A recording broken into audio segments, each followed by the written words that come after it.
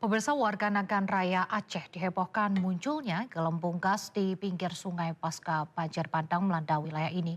Saat dibakar warga, gelembung gas mengeluarkan semburan api dan viral di media sosial.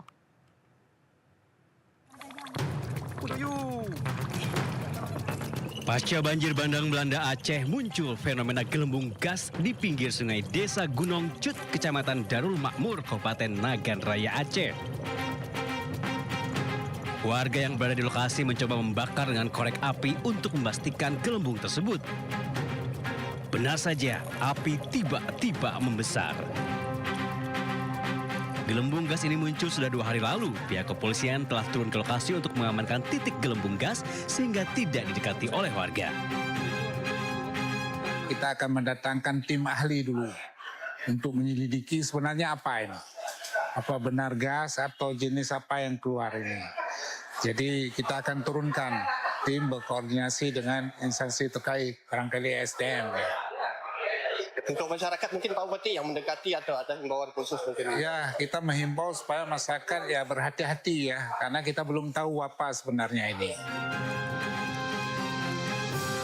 Ada sekitar 5 titik gelembung di pinggir sungai tersebut yang sebelumnya terkena banjir bandang pada 26 November 2025 lalu. Pemerintah Kabupaten Nagan Raya akan mendatangkan tim ahli untuk menyelidiki dan memastikan gelembung gas tersebut. Warga diminta tidak lagi mendekati lokasi tersebut. Dari Aceh, Absyah Ainus melaporkan. 8 kakek di kota Bau-Bau, Sulawesi Tenggara ditangkap polisi karena kasus ruda paksa. Satu pelaku ketua RT yang juga tetangga korban melakukan kekerasan seksual hingga korban, bocah perempuan 9 tahun, mengalami trauma berat.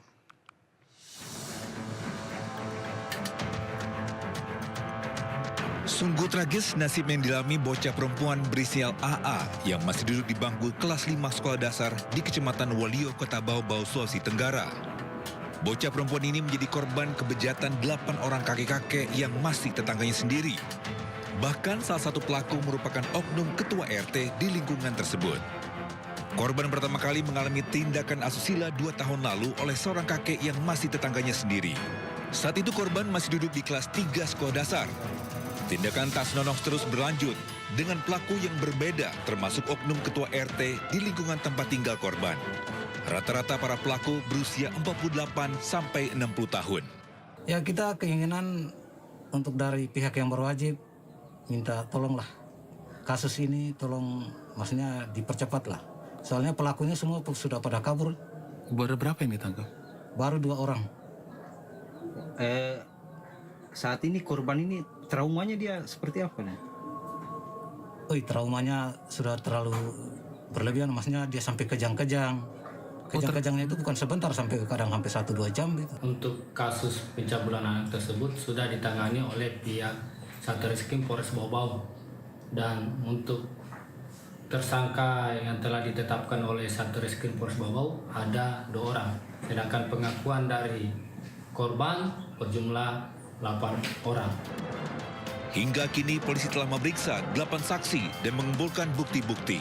Polisi juga masih melakukan pencarian terhadap 6 pelaku yang masih buron. Dari kota Bau-Bau, Sulawesi Tenggara, Andi Eba, iNews melaporkan. Seorang pemuda pelaku pencabulan anak di bawah umur ditangkap polisi Polres Pangkal Pinang. 3 anak disabilitas menjadi korban tersangka yang ternyata seorang residivis dalam kasus yang sama.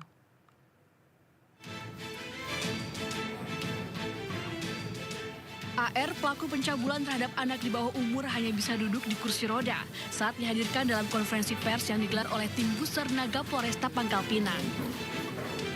Tersangka terpaksa ditembak di 2 kakinya lantaran melawan dan mencoba melarikan diri saat akan ditangkap. Ia ditangkap usai melakukan pencabulan terhadap anak disabilitas dengan usia di bawah 10 tahun. Hasil pemeriksaan, pelaku ternyata telah mengincar 5 orang anak, 2 lainnya gagal. Berdasarkan pemeriksaan polisi, pelaku melakukan aksi bejatnya setelah sebelumnya meminta bantuan korban mencari kucing yang hilang. Beranjak dari situ kami melakukan olah TKP dan menganalisa dan didapat dengan bukti-bukti yang minim terhadap identitas pelaku. Yang bersangkutan itu korban itu saat itu sedang main bersama temannya di sore hari kemudian datang orang tak dikenal membawa anak korban yang disabilitas dengan iming-iming mencari kucing yang hilang. Saat itu orang tuanya disampaikan oleh temannya dan mencarilah anak korban. Saat ditemukan anak korban pulang dengan keadaan sudah berdarah. Pelaku ternyata merupakan seorang residivis dalam kasus yang sama dan menjalani pidana 2 tahun penjara pada tahun 2014 lalu. Pelaku kini ditahan di Polresta Pangkal Pinang dan terancam 15 tahun penjara. Dari Pangkal Pinang, Bangka Belitung, Haryanto, iNews melaporkan. Pemirsa, ibu dan 2 anaknya tewas di rumah di kawasan Warakas, Tanjung Priok, Jakarta Utara. Isak tangis keluarga mengiringi pemakaman jenazah korban di TPU Rorotan.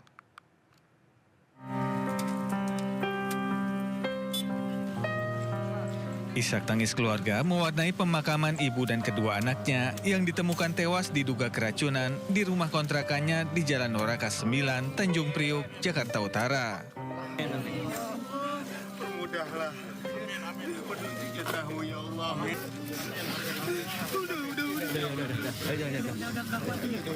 Ketiga jenazah satu keluarga ini dimakamkan di tempat pemakaman umum Rorotan, Jakarta Utara. Para korban dikenal orang yang baik dan banyak saudara yang mengiringi pemakaman korban. Ditanya masih simpang siur ya Pak, jadi kita belum jelas apa sih karena kematiannya itu karena apa, bukan banyak versi ini itu gitu. Jadi masih simpang siur, makanya ini masih hasil otopsi masih nunggu 5 hari. Hingga saat ini pihak kepolisian masih menyelidiki penyebab kematian para korban yang ditemukan dengan mulut berbusa dan kulit melepuh. Dari Jakarta, Sofian Firdaus, iNews melaporkan. Kita ke informasi lain, pemirsa. Menteri Kesehatan Budi Gunadi Sadikin meminta warga tak perlu khawatir terhadap virus super flu. Meski terjadi peningkatan kasus, namun super flu tidak berbahaya.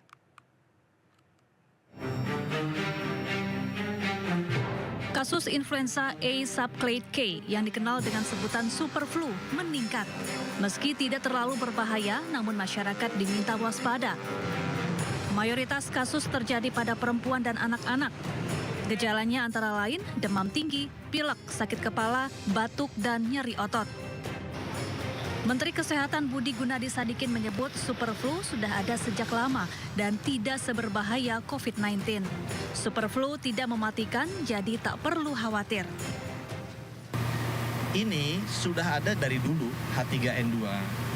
Memang setiap musim dingin dia selalu naik di negara-negara 4 musim. Tapi kalau di negara-negara kita nggak terlalu tinggi kenaikannya karena ini khas negara 4 musim. Itu sebabnya di negara-negara tersebut ada vaksin influenza setiap tahun yang mereka suntikan. Apakah ini mematikan kayak COVID? Tidak. Yang penting buat teman-teman dia jaga kesehatan, imunitasnya, istirahat yang cukup sehingga kalau kena sama seperti flu biasa bisa kembali lagi. Jadi nggak usah khawatir bahwa ini seperti COVID mematikannya. Tidak, ini adalah flu biasa, influenza H3N2 biasa. Kementerian Kesehatan juga memastikan vaksin influenza yang ada saat ini efektif mengurangi risiko sakit berat, rawat inap, dan kematian akibat super flu. Dari Jakarta, Nur Habibi, Dede Rudi, iNews melaporkan.